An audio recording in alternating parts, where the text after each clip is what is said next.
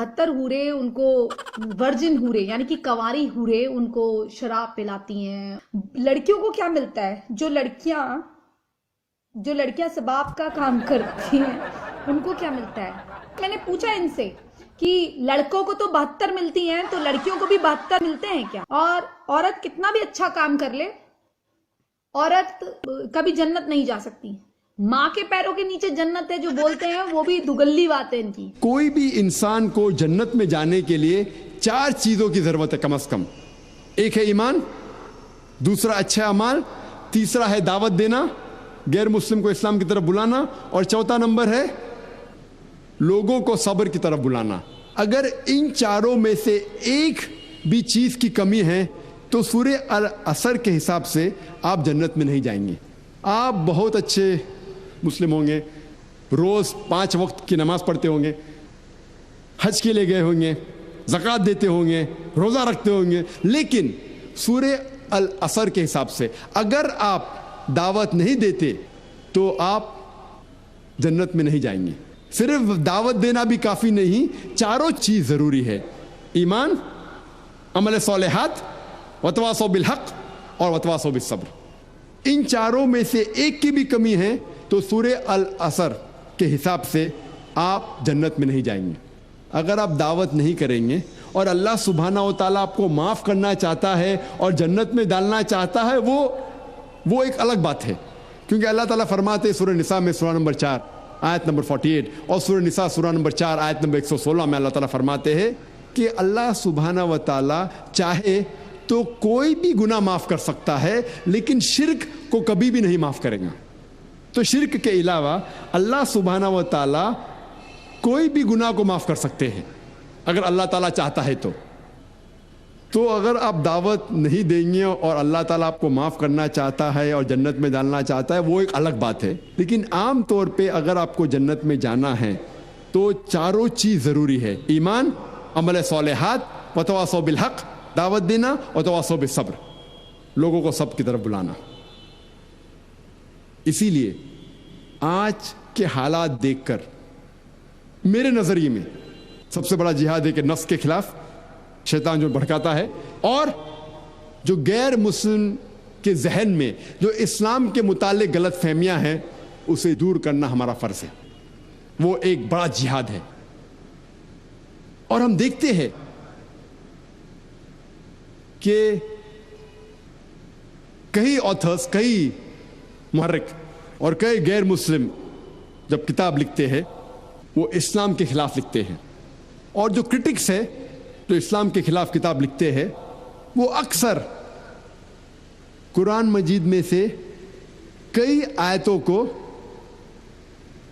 بنا context, out of context کوٹ کرتے ہیں، آؤٹ آف کانٹیکس حوالہ دیتے ہیں، آیتوں کو نکالتے ہیں اور بنا پس منظر، آؤٹ آف کانٹیکس، بیچ میں سے نکال کے اس کا ترجمہ کرتے ہیں اور لوگ کو غلط فہمی کا شکار بناتے ہیں اور کہتے ہیں کہ قرآن میں لکھا ہوا ہے کہ جب بھی آپ کوئی کافر کو دیکھو، جب بھی کوئی غیر مسلم کو دیکھو تو اس کا قتل کرو.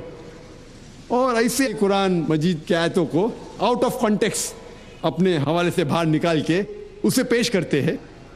اور سب سے عام آیت جو کرٹکس جو اسلام کے خلاف لکھتے ہیں وہ حوالہ دیتے ہیں سورہ توبہ کی سورہ نمبر 9 آیت نمبر 5. اور آپ جانتے ہوں گے کہ ہندوستان کے سب سے مشہور جو کرٹک ہے اسلام کے خلاف وہ ارون شوری، جو پہلے لاسٹ حکومت میں وہ منسٹر تھے، وہ لکھتے ہیں اپنی کتاب میں ورلڈ آف فتواز، فتوا کی دنیا، ان کے کتاب کا نام ہے ورلڈ آف فتواز، فتوا کی دنیا. اس میں لکھتے ہیں اور کوٹ کرتے ہیں قرآن مجید کی آیت کو، سورہ توبہ سورہ نمبر 9 آیت نمبر 5، اور لکھتے ہیں کہ اللہ فرماتے ہیں قرآن میں کہ جب بھی آپ کوئی کافر کو پائیں گے اس کا قتل کرو. اور کافر کے معنی ان کے حساب سے ہندو، کہ جب بھی آپ کوئی کافر کو دیکھیں گے، کافر کو پائیں گے، ہندو کو پائیں گے، اس کا قتل کرو. اور جب ہم قرآن مجید کھولتے ہیں، سورہ توبہ سورہ نمبر 9 آیت نمبر 5 کی آیت کو پڑھتے ہیں، اس کا ترجمہ پڑھتے ہیں، تو بالکل صحیح ہے. اس آیت میں یہ لکھا ہوا ہے کہ جب بھی آپ مشرک کو پائیں گے اس کا قتل کرو. لیکن یہ آؤٹ آف کانٹیکسٹ ہے. آؤٹ آف کانٹیکسٹ مطلب بیچ میں سے اٹھا کے اس کا ترجمہ کیا گیا ہے. اس طریقے سے آپ قرآن پڑھیں گے, قرآن میں لکھا ہوا ہے کہ نماز مت پڑھو. سورہ نساء سورہ نمبر 4 آیت نمبر 43 میں لکھا ہوا ہے کہ نماز مت پڑھو. پوری آیت ہے کہ نشے کی حالت میں نماز مت پڑھو. قرآن میں لکھا ہوا ہے کہ عیسیٰ علیہ السلام خدا ہے. سورہ مائدہ سورہ نمبر 5 آیت نمبر 72. پوری آیت ہے کہ وہ لوگ کفر کر رہے ہیں جو لوگ کہتے ہیں کہ عیسیٰ علیہ السلام خدا ہے, لیکن قرآن میں تو لکھا ہے عیسیٰ علیہ السلام خدا ہے. تو قرآن کی آیت کو بیچ میں سے اٹھا کے ترجمہ کریں گے تو ترجمہ تو صحیح ہے لیکن آؤٹ آف کانٹیکسٹ ہے. اسی طریقے سے اگر ہم سورہ توبہ پڑھتے ہیں آیت نمبر 5 کے پہلے جو 1 سے 4 آیت پڑھتے ہیں, ہمیں پتہ لگتا ہے کہ اللہ سبحانہ تعالیٰ فرماتے ہیں کہ ایک صلح ہے مکہ کے مشرکوں اور مسلمان کے درمیان. ایک صلح ہے اور یہ صلح ہے, یہ پیس ٹریٹی ایک طرفہ مکہ کے مشرکوں نے توڑ دیا. تو اللہ سبحانہ و تعالیٰ جب آیت نمبر 5 پہ آتے ہیں, اللہ تعالیٰ فرماتے ہیں کہ میں آپ لوگوں کو 4 مہینے کا وقت دیتا ہوں اپنے آپ کو سدھارنے کے لیے, ورنہ اعلان جنگ.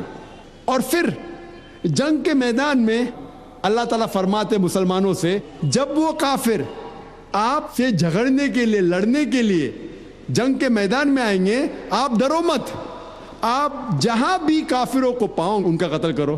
یہ جنگ کے میدان میں آیت ہے کہ جب دشمن صلح کو توڑتے ہیں, آپ کو جنگ کے میدان میں قتل کرنے آ رہے تو آپ ڈرو مت, ان کا قتل کرو. جہاں بھی آپ دشمنوں, کافر دشمنوں کو پاؤں ان کا قتل کرو. ترجمہ صحیح ہے لیکن آؤٹ آف کانٹیکسٹ ہے. یہ جنگ کے میدان میں آیت نازل ہوئی کہ جنگ کے میدان میں جب دشمن آپ کا قتل کرنے آ رہے تو آپ ڈرو مت, ہمت رکھو, لڑو, ان کا قتل کرو. کوئی بھی سپاہ سالار اپنے سپاہیوں سے یہ نہیں کہیں گا کہ جنگ کے میدان میں بھاگ جاؤ. ہمت افزائی کے لیے ضرور کہیں گا ڈرو مت, لڑو, ضرورت پڑے تو دشمن کا قتل کرو. یہ عام بات ہے, کوئی نئی بات نہیں. تو جب اللہ تعالیٰ فرماتے ہیں کہ جنگ کے میدان میں مسلمان سے کہتے ہیں کہ ڈرو مت, جب دشمن آپ کو قتل کرنے آ رہے ڈرو مت, ان کا قتل کرو, یہ کوئی نئی بات نہیں, عام بات ہے. اور ارون شوری آیت نمبر 5 سے آیت نمبر 7 کے اوپر چھلانگ لگاتا ہے. کیوں؟ کیونکہ آیت نمبر 6 کے اندر اس کی بیماری کا جواب ہے. آیت نمبر 6 میں فوراً آیت نمبر 5 کے بعد جب اللہ تعالیٰ فرماتے کہ جب بھی آپ کافر کو پاؤں میدان جنگ میں ان کا قتل کرو, اس کے فوراً بعد سورہ توبہ سورہ نمبر 9 آیت نمبر 6 میں اللہ تعالیٰ فرماتے لیکن اگر کوئی کافر آپ سے صلح چاہتا ہے, اگر کوئی دشمن جنگ کے میدان میں آپ سے صلح چاہتا ہے, اللہ تعالیٰ نہیں کہتے کہ اسے جانے دو. اللہ تعالیٰ فرماتے ہیں کہ اس کو حفاظت کے ساتھ ایک محفوظ جگہ پہ چھوڑو. اللہ تعالیٰ یہ نہیں کہتے کہ جان دو. آج کے دن سب سے دیالو سپاہ سالار یہی کہیں گا اپنے سپاہیوں سے کہ دشمن اگر چاہتا ہے امن تو چھوڑ دو. اللہ تعالیٰ یہ فرماتا ہے کہ دشمن امن چاہتا ہے چھوڑو مت, حفاظت کے ساتھ اسے محفوظ جگہ پر پہنچاؤ.